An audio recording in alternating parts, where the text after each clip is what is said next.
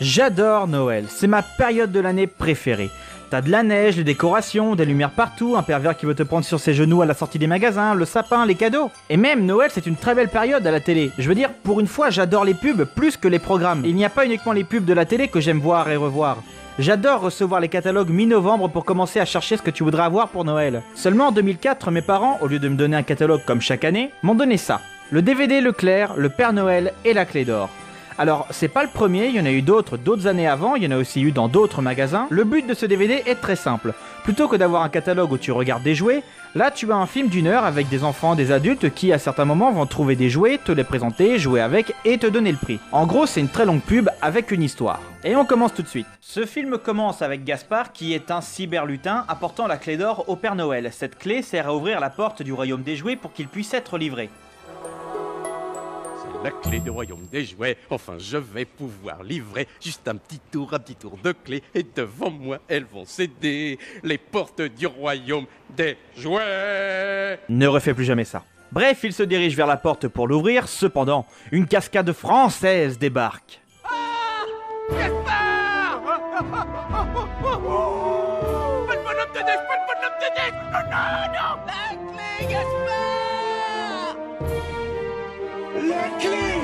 Et ainsi commence réellement le film. La clé d'or est perdue et pour la retrouver, ils devront voyager avec deux enfants qui sont livrés plus rapidement qu'à McDrive.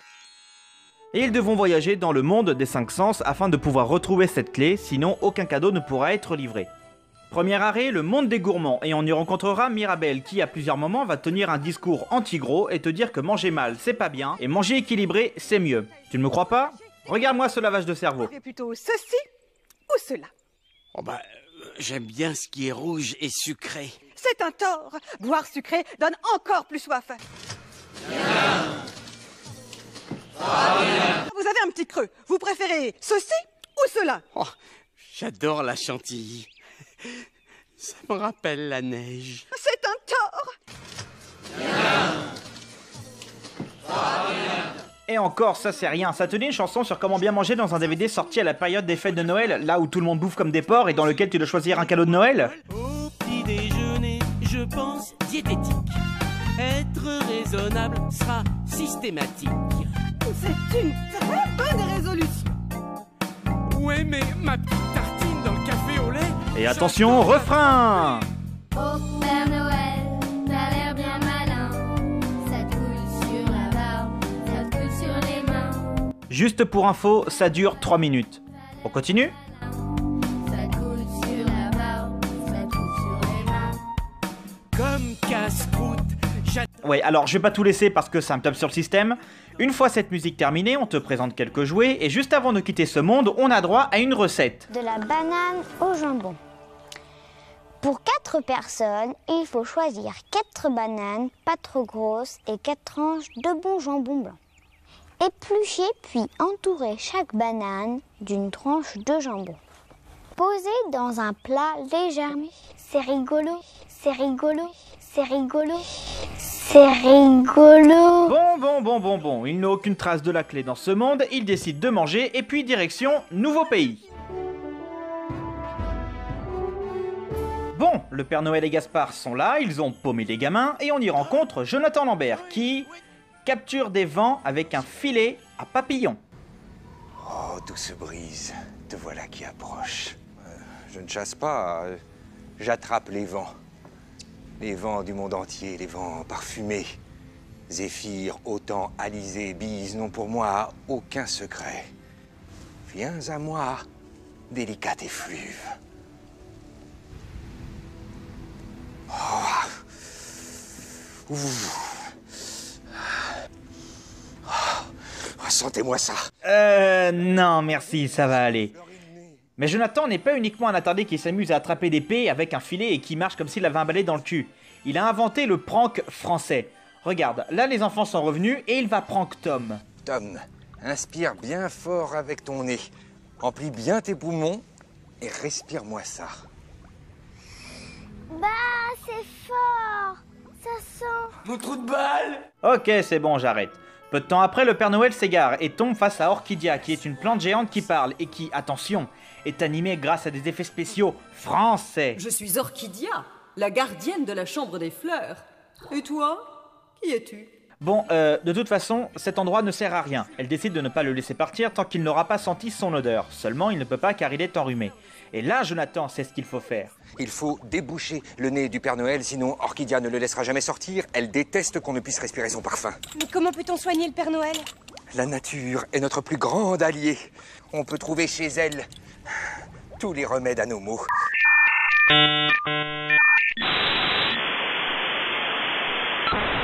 Ah, la voici. Australus eucalyptus. Zoé, mais qu'est-ce que tu fais ici? C'est dangereux. Mon trou de balle.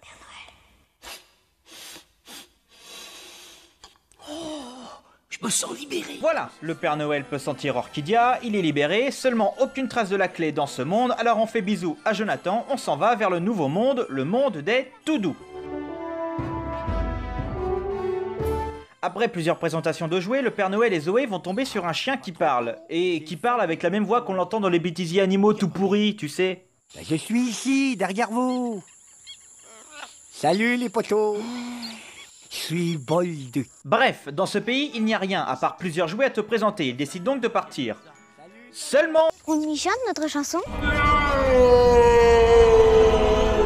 C'est chaud la cuisinière. Attention, faut pas se brûler, hein. Froid le courant d'air. Il faut s'habiller. Si tu ne veux pas t'enrhumer. Mais partez! Partez chercher votre putain de clé! Vous êtes là pour ça! Et arrêtez de forcer ces enfants à chanter! Ils ont été forcés, regarde-le, lui, il est au bout de sa vie! Au bout de 3 minutes, ça y est, il décide enfin de partir. Car dans ce pays, il n'y a aucune trace de la clé. Au revoir, Bolduc. T'es cool, man. Qu'est-ce qu'il a dit? On y chante notre chanson? Non, non, non, non, Bolduc. partez!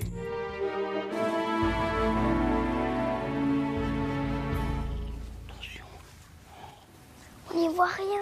N'ayez pas peur, j'ai vous attendez. C'est un film de Noël ou The Shining?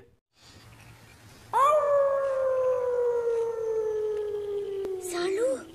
La nuit est pleine de sons magnifiques. Écoutez. Tu vas baiser, t'es mort, tu vas baiser. Ta femme, je l'ai pris, je l'ai enculé. J'ai déchargé ma bouche, espèce de putain. Un hibou. Qu'est-ce que tu fais? J'appelle Le diable.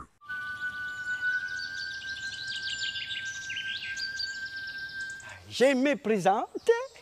Je m'appelle Cornelius Gianpaolo Subricaticcio Marconilio Facciareminicis Stradivarius. Mais mes amis préfèrent m'appeler Maestro. Mais qu'est-ce que c'est que ce truc? Il n'y a pas beaucoup d'instruments pour un musicien. Et c'est à ce moment-là que j'ai compris. Je n'aime pas Zoé. Mais je sais pas pourquoi ils sont tous disparus. On m'a piqué ma clarinette. Bon, c'est bon, là j'en ai marre. On m'a piqué ma clarinette. C'était pas Paulette, c'était Marinette. Mais j'ai trouvé un vieux clairon qui avait fait la guerre, Mais j'ai trouvé un vieux clairon qui était encore fier de ses vieux pistons. On m'a piqué mon grand piano, do ré mi fa sol, do ré mi fa sol. Mais tu vas finir, oui! C'était pas Hugo, c'était Paolo. Mais j'ai trouvé l'accordéon, c'est un peu musette, un tout petit peu musette. Mais j'ai trouvé l'accordéon en dansant au bal avec Nino. On m'a piqué mon violoncelle, do ré mi ficelle, do ré mi ficelle. On m'a piqué mon violoncelle, c'était pas Gaël, c'était Raphaël. Mais j'ai trouvé l'harmonica, et c'était un peu cowboy, c'était un peu cowboy. Mais j'ai trouvé l'harmonica depuis, y'a pas plus heureux que moi. On m'a piqué ma belle baguette, j'étais chef d'orchestre, On m'a piqué un beau matin, c'était pas Martin, c'était Valentin. Mais j'ai trouvé un vieux banjo, qui vient d'Amérique, Mais j'ai trouvé un vieux banjo, la plus heureux qu'un gringo. Bon, après plusieurs présentations de jouets et ce truc, Maestro va apprendre au Père Noël à faire de la musique avec des verres et de l'eau. Vous n'avez pas une clé à aller chercher? Je veux dire, vous avez que ça à foutre? Voilà. Bon, ça, voilà. Alors, écoutez bien, ouvrez grand vos oreilles. C'est un air très connu.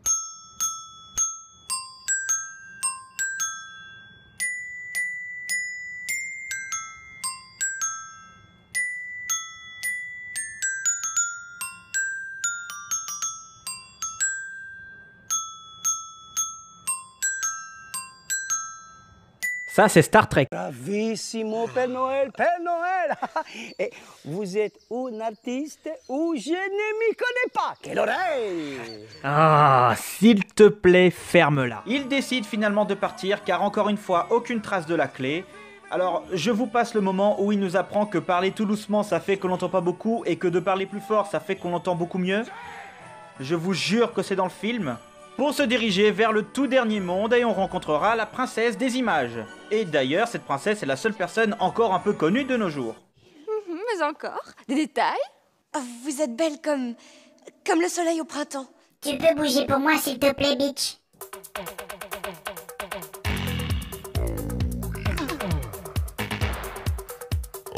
Belle comme une tortue ninja.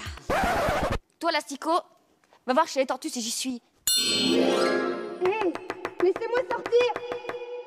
Mais bon, comme dans les mondes précédents, Il n'y a pas de clé ici. pendant ce temps-là, le Père Noël et Zoé dessinent la princesse. Je pense que j'ai bien réussi les cheveux.